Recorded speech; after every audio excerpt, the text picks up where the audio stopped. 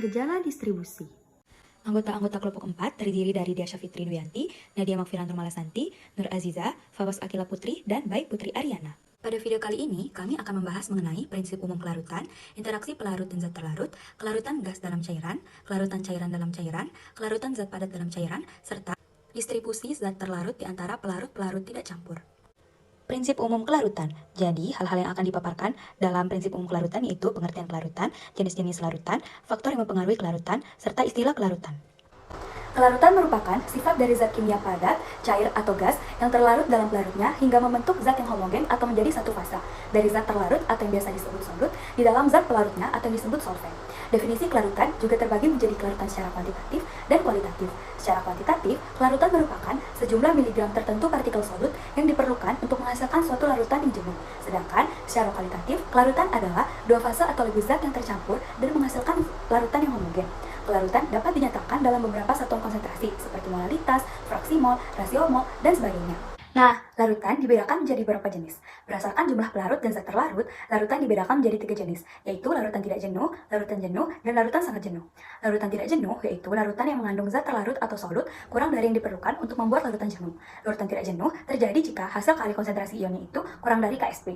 Larutan jenuh yaitu suatu larutan yang mengandung sejumlah zat terlarut atau solut yang larut dan mengalami keseimbangan dengan solut padatnya.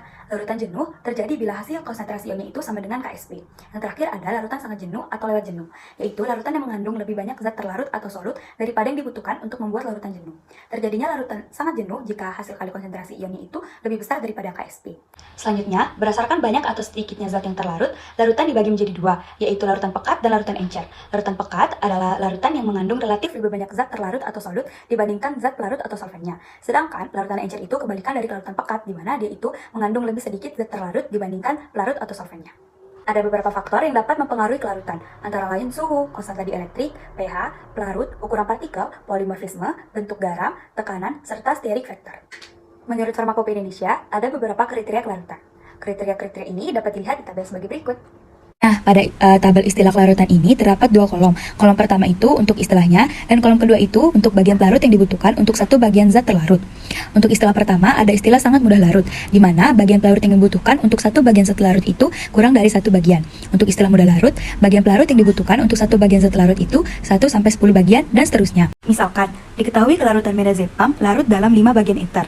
Nah, pada kolom kedua, yaitu pada kolom bagian pelarut yang dibutuhkan untuk satu bagian zat terlarut, kita cari di mana angka 5 terdapat 5 bagian. Nah, di sini ada pada baris kedua, yaitu pada istilah mudah larut 1 sampai 10 bagian. Jadi, dapat kita katakan bahwa mirtazapam ini mudah larut dalam 5 bagian ether.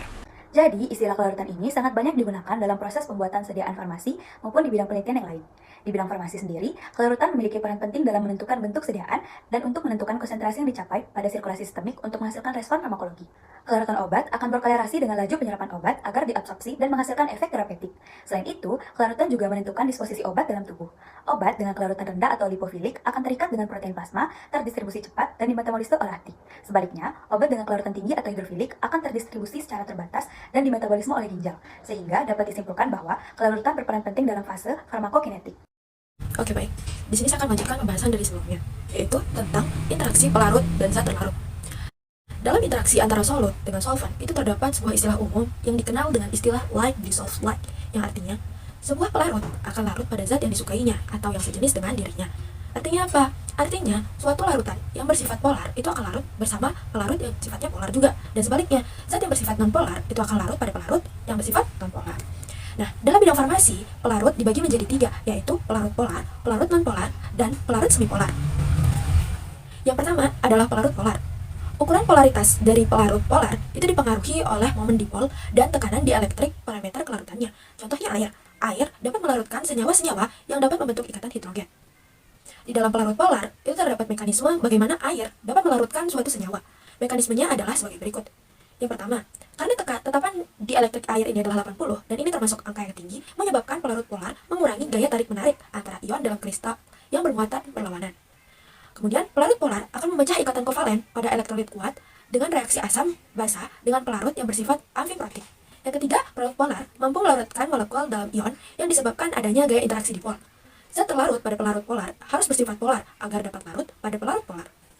Contoh dari pelarut polar ini yaitu air.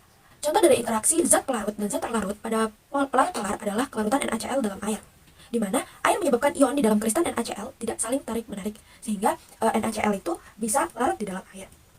Selanjutnya, yang kedua ada pelarut nonpolar. Pelarut nonpolar termasuk golongan pelarut aprotik. Mekanisme dari pelarut nonpolar adalah pelarut nonpolar tidak mampu memecah ikatan kovalen elektrolit disebabkan dia memiliki konstanta dielektrik yang rendah. Namun, pelarut nonpolar ini dapat melarutkan zat nonpolar lain yang memiliki tekanan dalam yang sama atau hampir sama dengan dirinya. Contoh dari pelarut nonpolar adalah minyak lemak, benzen, dan juga kloroform. Nah, yang terakhir ada pelarut semipolar.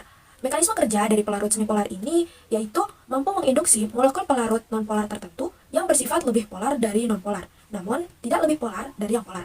Artinya apa? Artinya pelarut semipolar ini merupakan pelarut yang dapat menjadi perantara di antara cairan polar dan juga cairan nonpolar. Contoh dari pelarut semipolar yaitu propilen glikol dapat menaikkan kelarutan vapor oil di dalam air. Yang ketiga yaitu kelarutan gas di dalam cairan. Kelarutan gas dalam cairan adalah konsentrasi gas yang terlarut berada dalam kesetimbangan dengan gas murni di atas larutan. Adapun faktor-faktor yang dapat mempengaruhi kelarutan gas dalam cairan, yang pertama jenis pelarut, yang kedua jenis gas, yang ketiga tekanan, dan yang keempat yaitu temperatur. Menurut hukum Henry, daya larut gas dalam cairan berbanding lurus dengan tekanan gas di atas zat air pada kesetimbangan C sama dengan K dikali dengan P, di mana C merupakan konsentrasi, P merupakan tekanan, dan K merupakan tetapan atau konstanta Henry. Contohnya yaitu minuman bersoda. Bila gas bereaksi dengan pelarut, misalnya pada NH3 dengan air, maka hanya NH3 yang tidak bereaksi. Bila temperatur naik, maka daya larutan akan berkurang. Hal ini disebabkan sifat gas yang mudah berekspansi, yaitu melepaskan diri dari dalam cairan. Contoh sediaan pada bidang farmasi, yaitu tablet effervescence dan aerosol. Jadi untuk kelarutan yang selanjutnya yaitu kelarutan cairan dalam cairan. Jadi dalam kasus ini sebagai contoh yaitu alkohol yang ditambahkan dalam air membentuk kelarutan hidroalkohol. Minyak menguap dengan air, minyak menguap dengan alkohol membentuk spirit. Jika kelarutan cairan dalam cairan berdasarkan hukum Raoult, maka disebut sebagai larutan ideal.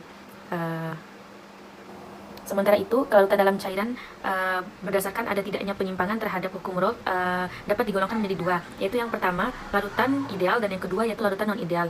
Yang pertama larutan ideal. Larutan ideal itu sendiri merupakan larutan dengan sifat termodinamika yang serupa dengan campuran gas ideal. Larutan ideal juga merupakan larutan yang tidak ada penyimpangan terhadap hukum Raoult. Nah, yang kedua yaitu larutan non-ideal. Jadi larutan ideal ini merupakan larutan yang memperhitungkan semua interaksi antar partikel yang terdapat dalam larutan, atau dengan kata lain, larutan non-ideal ini sendiri juga merupakan larutan yang mengalami penyimpangan dari hukum Raoult. Selanjutnya yaitu kelarutan zat padat dalam cairan. Seperti yang kita ketahui bahwa kelarutan adalah kemampuan suatu zat kimia tertentu atau zat terlarut solut untuk larut dalam suatu pelarut solvent. Lalu, apa sih kelarutan padatan? Kelarutan padatan disebut juga dengan kelarutan endapan, merupakan suatu reaksi dalam cairan, yang mana zat padat itu terdispersi seluruhnya dalam cairan tersebut pada titik saat dimana penambahan zat padat akan menyebabkan terjadinya suatu endapan. Adapun faktor-faktor yang mempengaruhi kelarutan zat padat dalam cairan yaitu temperatur, penambahan zat terlarut lain, polaritas pelarut, konstanta dielektrik pelarut, pH larutan, ukuran partikel, ukuran molekul, dan polimorfisme. Yang pertama itu temperatur. Kenaikan temperatur ini akan menyebabkan kelarutan zat yang proses melarutnya menyerap panas atau disebut dengan reaksi endotermik, dan menurunkan kelarutan zat yang proses melarutnya mengeluarkan panas atau disebut dengan reaksi eksotermik. Sebagian besar garam memiliki kelarutan yang besar dalam air panas. Beberapa garam yang memiliki panas pelarut negatif atau eksotermik ini dan kelarutannya akan menurun dengan meningkatnya temperatur. Kemudian yang kedua yaitu pengaruh penambahan dari zat lain, yaitu ada penambahan dari ion sejenis dan pengaruh penambahan dari surfaktan. Penambahan dari ion sejenis ini, kelarutan menurun dengan adanya ion sejenis, meningkat dengan adanya ion tidak sejenis. Apabila elektrolit sukar larut dilarutkan untuk membentuk larutan jenuh, kelarutan digambarkan sebagai KSP. Kemudian pengaruh penambahan surfaktan. Surfaktan itu merupakan model amfifilik yang tersusun dari bagian polar atau hidropolik dan bagian nonpolar atau hidrofobik. Pada konsentrasi rendah dalam larutan surfaktan berada pada permukaan atau antarmuka larutan dan memberikan efek penurunan tegangan permukaan. Pada konsentrasi di atas, konsentrasi misel kritis atau KMK membentuk misel atau agregat kolidal yang berperan dalam proses solubilasi miselar. Dengan adanya misel dari surfaktan ini dapat meningkatkan kelarutan zat yang sulit larut dalam air. Kemudian yaitu yang ketiga itu pengaruh pH. Kelarutan senyawa yang terionisasi dalam air sangat dipengaruhi oleh pH, sedangkan kelarutan senyawa non-elektrolit yang tidak terionisasi dalam air hanya sedikit dipengaruhi oleh pH. Meningkatnya pH dapat meningkatkan kelarutan senyawa asam lemah karena berada dalam bentuk garam yang larut. Sedangkan penurunan pH dapat meningkatkan kelarutan senyawa basa lemah karena berada dalam bentuk garam yang larut. Kemudian untuk penentuan pH optimum untuk menjamin larutan yang jernih dan keefektifan terapi yang maksimum. Kemudian yang keempat itu pengaruh polaritas dari pelarut. Polaritas molekul pelarut dan zat terlarut yang dapat mempengaruhi kelarutan. Molekul zat terlarut polar akan terlarut pada pelarut polar, sedangkan molekul zat terlarut nonpolar akan terlarut dalam pelarut nonpolar. Kepolaran ini juga dilihat dari harga konstanta dielektrik atau KD. Semakin polar suatu zat, maka konstanta dielektriknya semakin tinggi. Kemudian yang kelima itu pengaruh konstanta dielektrik.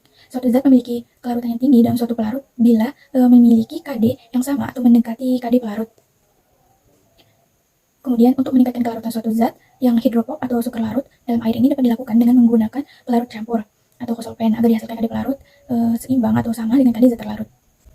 Konsolvensi ini merupakan suatu fenomena di mana zat terlarut memiliki kelarutan yang lebih besar dalam campuran pelarut dibandingkan dalam satu jenis pelarut. Sedangkan konsolven ini adalah pelarut yang digunakan dalam kombinasi untuk meningkatkan kelarutan solut. Kemudian yang keenam itu pengaruh dari ukuran partikel. Ukuran partikel dapat mempengaruhi kelarutan karena semakin kecil partikel, rasio antara luas permukaan dan volume meningkat. Meningkatnya luas permukaan memungkinkan interaksi antara solut dan solvent lebih besar. Kemudian yang ketujuh yaitu pengaruh bentuk molekul. Semakin besar ukuran molekul sama dengan semakin berkurang kelarutan suatu senyawa. Semakin besar ukuran molekul zat terlarut, semakin sulit molekul pelarut itu mengelilinginya untuk memungkinkan terjadinya suatu proses pelarutan. Dalam hal senyawa organik, percabangan akan meningkatkan kelarutan, karena semakin banyak percabangan akan memperkecil ukuran molekul, sehingga mempermudah proses pelarutan oleh molekul pelarut. Kemudian yang kedelapan yaitu pengaruh polimorfisme. Apa sih polimorfisme ini? Polimorfisme ini adalah suatu kapasitas dari suatu senyawa untuk terkristalisasi menjadi lebih dari satu jenis bentuk kristal. Kemudian bentuk polimorf ini dapat mempengaruhi warna, kekerasan, kelarutan, titik leleh, dan sifat-sifat lain dari senyawa. Karena titik leleh merupakan salah satu faktor yang mempengaruhi kelarutan, maka polimorf ini akan memiliki kelarutan yang berbeda. Kemudian proses pelarutan suatu zat padat dalam solvent dapat digambarkan terjadi dalam 3 tahap sebagai berikut. Pada tahap pertama, usahanya itu digambarkan dengan W22, sedangkan pada tahap kedua, usaha digambarkan dengan W11, dan pada tahap ketiga digambarkan dengan W12. Usaha totalnya yaitu W22 plus W11 min 2 W12. Kemudian kelarutan zat padat dalam cairan ini ada larutan ideal, yaitu kelarutan ideal tidak dipengaruhi oleh sifat pelarut. Kelarutan zat padat dan larutan ideal itu bergantung pada temperatur, titik leleh zat padat, panas peluburan molar. Kemudian itu larutan non-ideal. Kelarutan zat padat di dalam larutan non-ideal harus diperhitungkan faktor aktivitas solut yang koefisiennya sebanding dengan volume molar atau solut dan volume fraksi solvent atau P. Kemudian ada juga kelarutan elektrolit lemah yang dipengaruhi oleh pH. Yang pertama itu asam tidak terdiosiasi dan basa lemah. Kemudian asam tidak terdiosiasi. Untuk mencari pH maksimum sebuah larutan, jika zat terlarutnya adalah elektrolit lemah dan tidak terdiosiasi jelas, maka dapat digunakan rumus di bawah ini. Kemudian dalam basa lemah, untuk menentukan pH maksimum kelarutan basa lemah dapat dilihat pada persamaan berikut. Adapun contoh dari kelarutan zat padat dalam cairan yaitu gula atau garam yang dilarutkan dalam air. Bisa dilihat dari video, gula dan garam larut dalam air, sedangkan penghapus tidak larut dalam air. Di sana juga dicoba apakah pasir larut dalam air atau tidak, dan ternyata tidak. Kenapa bisa begitu? Dan dijelaskan bahwa jika zat terlarut menyukai air maka akan larut, dan jika tidak suka dengan air tidak akan larut. Jadi, tidak semua zat padat itu bisa larut dalam air, hanya zat padat yang menyukai pelarut yang dapat larut. Adapun contoh pelarut yang dapat larut yaitu gula, garam, susu bubuk, dan bubuk kopi. Sedangkan pelarut yang tidak larut seperti pasir, lada putih, kacang, sekrup, minyak, dan kertas. Yang keenam yaitu distribusi zat terlarut di antara pelarut tidak campur. Pada distribusi zat terlarut di antara pelarut tidak campur, zat terlarut akan terdistribusi antara kedua lapisan dengan perbandingan konsentrasi tertentu. Perbandingan ini dapat dinyatakan sebagai koefisien distribusi atau koefisien partisi yang dapat dinyatakan dengan persamaan sebagai berikut. KD sama dengan CO per CW, di mana KD merupakan koefisien partisi atau koefisien distribusi, CO merupakan konstanta molar pada lapisan organik, CW merupakan konsentrasi molar pada lapisan berair.